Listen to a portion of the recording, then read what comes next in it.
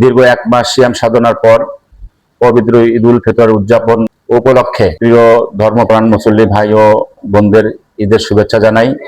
সেই সাথে রংপুর জেলা বিএনপির সম্মানিত আহ্বায়ক জনাব সাইফুল ইসলামের পক্ষ থেকে ঈদ শুভেচ্ছা জানাচ্ছি। পাশাপাশি রংপুর মহানগর ও জেলা যুবদলের সাবেক নেতৃবৃন্দের পক্ষ থেকে ঈদ শুভেচ্ছা জানাচ্ছি।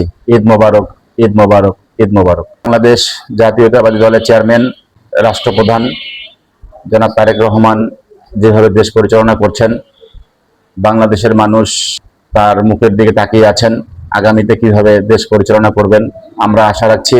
তারেক রহমান বাংলাদেশের প্রধানমন্ত্রী হওয়ার পর উনি যে সমস্ত বাংলাদেশের মানুষের কাছে ওয়াদাবদ্ধ হয়েছিলেন, সেই ওয়াদাগুলো পর্যায়ক্রমে উনি পালন করতেছেন। যেমন ফ্যামিলি কার্ড থেকে শুরু করে বাংলাদেশের আইন শৃঙ্খলা পরিস্থিতি, যোগাযোগ ব্যবস্থা। তা আমরা আশা রাখছি যে তারেক রহমান মহোদয় আগামীতে জনগণের সরকার হিসাবে বাংলাদেশে প্রতিষ্ঠিত হবেন। পাশাপাশি আমি শহীদ রাষ্ট্রপতি জিয়াউর রহমানের রুহের আত্মার মাগফিরাত কামনা করছি। সেই সাথে তিনবারের প্রধানমন্ত্রী, বাংলাদেশের আপসীন নেত্রী দেশনেত্রী বেগম খালেদা জিয়ার রুহের আত্মার মাগফিরাত কামনা করছি।